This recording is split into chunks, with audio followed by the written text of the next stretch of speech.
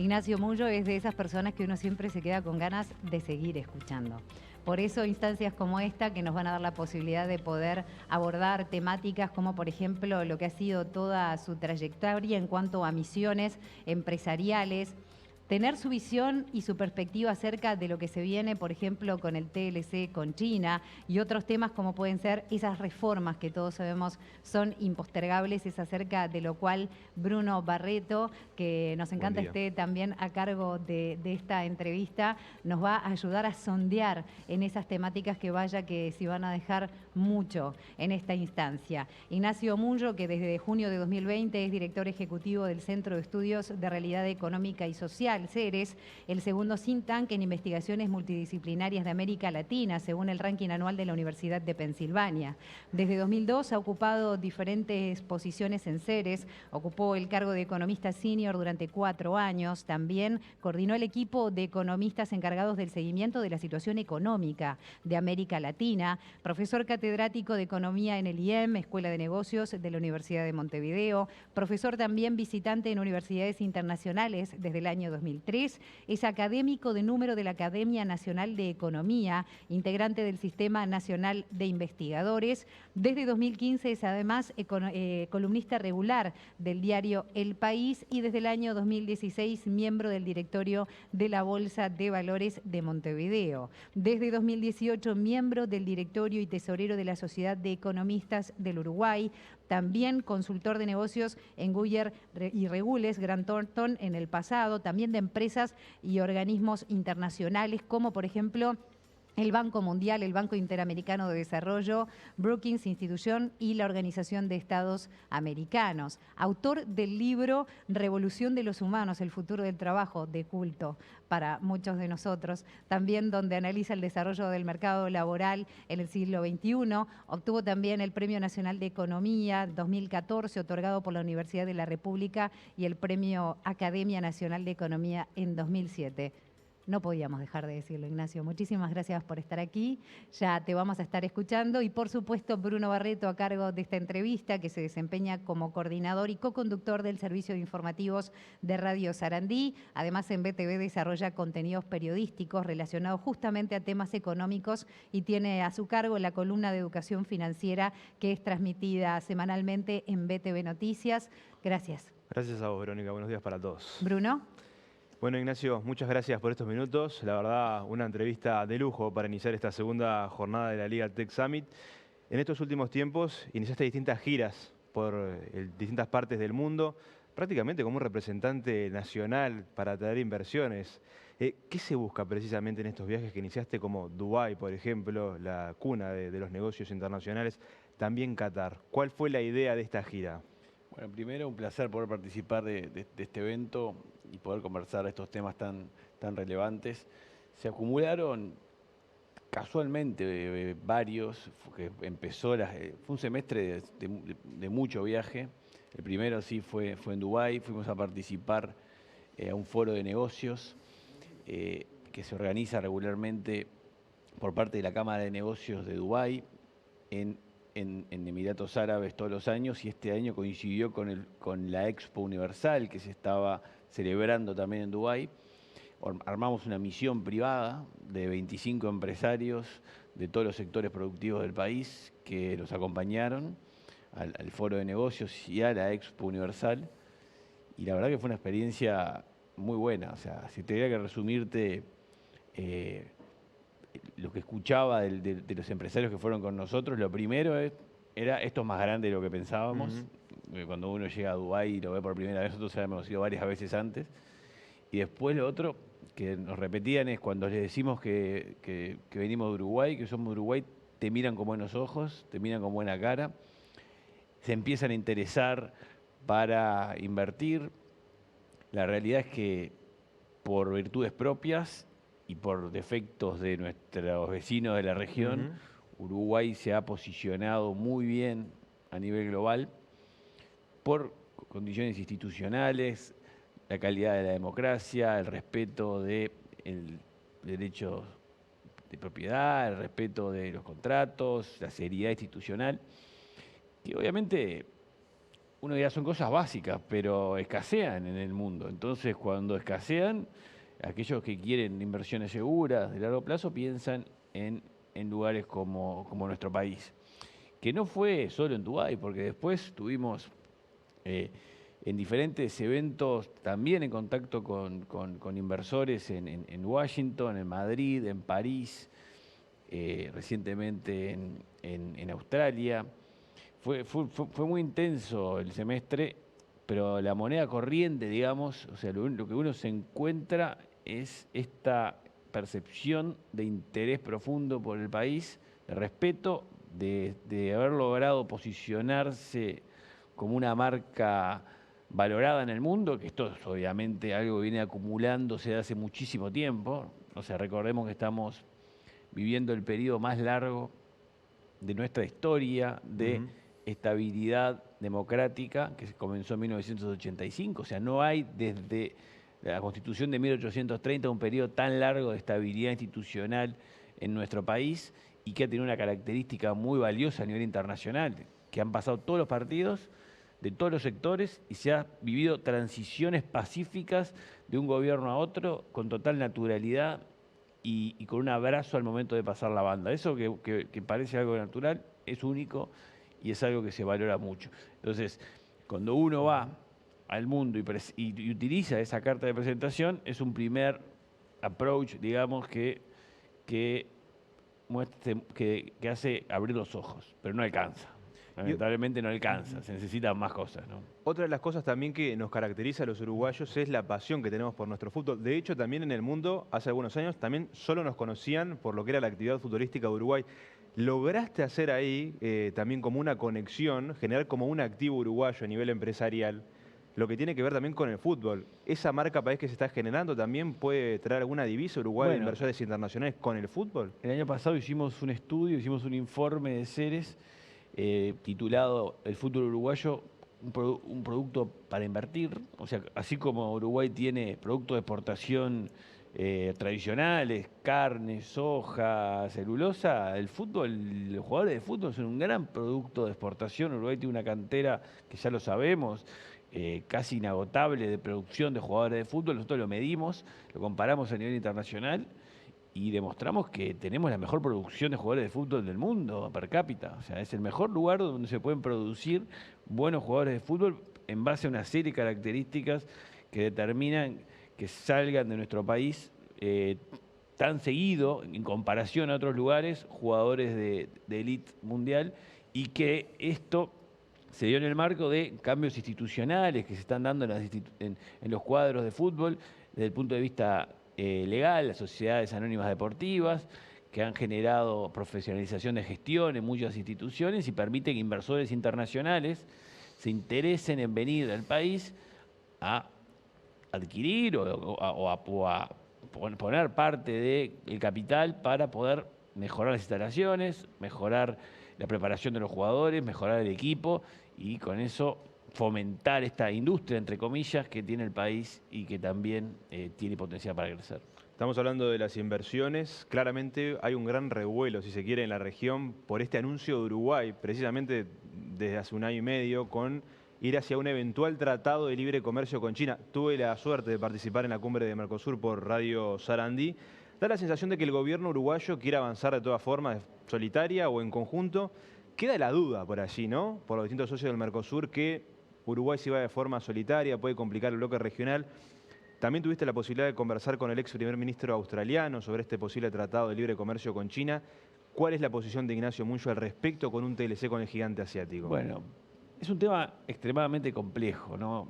Y tiene muchas vertientes para discutir. El primero, yo diría que lo más positivo que hemos vivido en estos tiempos asociado al TLC con China es casi la unanimidad del Uruguay a favor de una mayor apertura comercial, porque hemos encontrado que los distintos sectores productivos, distintos partidos políticos, consideran que es bueno para el país tener una mayor proyección internacional, mayores mercados, mejores exportaciones, incluso también reducir el costo de las importaciones, o sea, abrirse comercialmente. Eso que ya Uruguay genere siempre los consensos no son absolutos, ¿no? Pero que genere una mayoría amplia que apoye estos pasos que se están dando hacia una mayor apertura, que como a mí me gusta llamarle, que es la madre de todas las reformas, es la base que te obliga a procesar otras reformas necesarias que tiene el país para poder competir una vez que se abre a los mercados y te ingresan productos del resto del mundo y tenés que competir en otros mercados con otros países. Entonces ese es el primer punto. O sea, esta discusión que hemos tenido, que ya se viene procesando desde el año 2016, sí. Recordemos cuando el gobierno anterior anunció que iba a empezar las negociaciones, ha generado efectos positivos internos, digamos. Nosotros estudiamos el tema en profundidad en el 2016, ya cuando se anunció, hicimos un análisis de costo-beneficio comercial puro, de cuál sería la magnitud de lo que uno podría ganar para poder ingresar en mejores condiciones a China sin tener que pagar los aranceles que hoy se pagan, poder ingresar con otros productos que no entran, con servicios. Medimos el potencial costo en destrucción potencial de puestos de trabajo asociados con el ingreso de productos chinos masivos al Uruguay y encontramos que la balanza era ampliamente a favor de los beneficios con respecto a los costos. Es más, los costos tradicionales que uno siempre miraba en estos aspectos de acuerdo de comercio, de la potencial problemas en los sectores que compiten con los productos que ingresan desde China, eran puestos de trabajo que en aquel momento decíamos que de todas formas tendían a desaparecer y lo medimos por el avance tecnológico. O sea, uno no podía proteger puestos de trabajo que, dadas las características rutinarias de su concepción, iban a desaparecer y de hecho desaparecieron, porque cuando uno lo ve lo que eran los puestos de trabajo del 2016 y los que son hoy, aquellos que en aquel momento preocupaban y escuchábamos en la discusión pública que había que cuidarlos, desaparecieron de todas formas sin ningún TLC. El año pasado, cuando se anunció por parte del gobierno, dijimos lo mismo, revisamos los números y dijimos esto comercialmente es muy bueno para el Uruguay, o sea, pensamos que es muy beneficioso. Y ahora cuando aparece nuevamente sobre la mesa, pusimos cierta cautela. O sea, sí. Y fundamentalmente porque consideramos que han cambiado sustancialmente las condiciones geopolíticas globales. Estamos en una situación muy distinta a la del año pasado y que día a día está cambiando y es muy dinámica en el relacionamiento de lo que es el mundo occidental con el mundo oriental. Ya no es lo de 2016 entonces. Y menos tampoco lo de 2021. O sea, esto ha cambiado en los últimos meses, en los últimos días. Está cambiando en este momento con una dinámica que no se veía desde la Segunda Guerra Mundial, con una virulencia desde el punto de vista por lo menos declaratorio, de antagonismo, de buenos contra malos, de un lado contra el otro, una grieta, realmente una grieta global, que trasciende ya a esta altura nuestra concepción que teníamos diciendo, bueno, acá lo importante es comerciar, es vender. Acá ya se está pasando como un nuevo estadio, la complejidad que se está viviendo. Por lo tanto, lo único que decimos es que hay que estar muy atentos y estar con los ojos bien abiertos todos los días a lo que está pasando a nivel de Europa, con la relación con China, a nivel de Estados Unidos, con la relación con China, a nivel del mundo, todo el mundo occidental y la relación con China, porque nunca hay que olvidar que si bien China es el principal mercado de las exportaciones uruguayas, está muy cerca a Estados Unidos. Cuando uno pone bienes y servicios en las exportaciones, el 22% van para China, el 18% van para Estados Unidos y el 15% van para Europa. O sea, si uno suma Estados Unidos y Europa, incluyendo el Reino Unido, le exportamos más que a China, porque ahí entran muchos servicios, por ejemplo, de TI, servicios profesionales. Entonces, hay que analizar con mucho cuidado la situación. Se está avanzando, el gobierno avanza, también está en la discusión dentro del Mercosur, o sea que también es compleja, la situación es compleja. Nosotros compartimos la vocación aperturista del gobierno porque ahí se va el futuro del país. Hay que abrirse a varios mercados, apoyamos totalmente ¿Se apoya la herramienta del Tratado de Libre Comercio igual? O sea, ¿se apoya igualmente desde Ceres la herramienta del Tratado de Libre Comercio? Uruguay necesita mayor acuerdos comerciales en todo el mundo. Por ejemplo, el acuerdo transpacífico que se anunció hace pocos días por parte del presidente de la República, la vocación de Uruguay de solicitar el ingreso, nos parece una decisión muy correcta y alineada con las necesidades del país. Ahí sí que nos lograría Uruguay ingresar a un acuerdo que ya está cerrado, que ya está escrito, que sabemos lo que es y lo que no es, y que permitiría, en el caso de ser aceptado, porque hay que ser aceptado por los países que ya forman parte, poder tener acceso libre de impuestos a mercados muy importantes como Japón y Canadá, por ejemplo, para la carne uruguaya. O sea, sería un gran aporte económico. Naturalmente hay un proceso de aceptación y de negociación, que es muy diferente a un acuerdo con China que está recién empezándose a analizar, y hay que es una hoja en blanco por ahora, ¿no? O sea, y va a haber que mirarlo mucho detalle, va a haber que negociar cada uno de los puntos que se pongan sobre la mesa, a diferencia del otro que ya está pronto y ya sabemos que está funcionando. También nosotros insistimos mucho, y por eso es que fuimos con esta misión empresarial a Dubái, que en el Medio Oriente, no solo Dubái, sino también Riad, en Arabia Saudita, hay mercados gigantescos para la producción uruguaya y para traer inversores al país.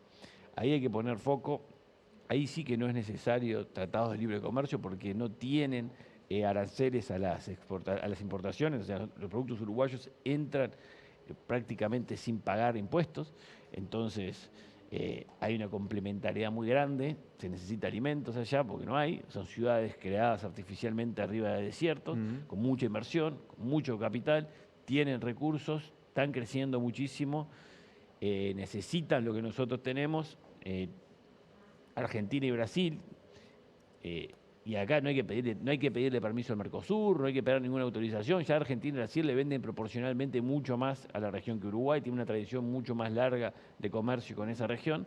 Uruguay está empezando ahora, se está avanzando en Arabia Saudita, se está avanzando en Emiratos. Nosotros estamos convencidos que ahí hay un horizonte de mucho crecimiento para el comercio Uruguay, para atraer inversiones hacia nuestro país. Ignacio, quiero volver a Uruguay precisamente, y más allá de esta discusión de TLC sí, TLC no, ¿qué reformas Uruguay se debe que son impostergables? ¿Y por qué cuestan tanto también? Con esto me refiero, combate a la inflación, un sistema tributario eficiente, políticas sociales enfocadas a quienes más lo necesitan. ¿Qué pasa ahí con un sistema democrático fuerte, con partidos políticos longevos y sin embargo no se logra llegar a esa ecuación perfecta para que se eche a andar la economía uruguaya? Sí. Tenemos una agenda de reformas muy importante que está en parte en proceso, ya iniciada, y parte todavía pendiente, que es una agenda de reformas que el país necesita para poder despegar. A mí me gusta esta imagen de decir que Uruguay está entre la inercia de seguir como viene o finalmente despegar.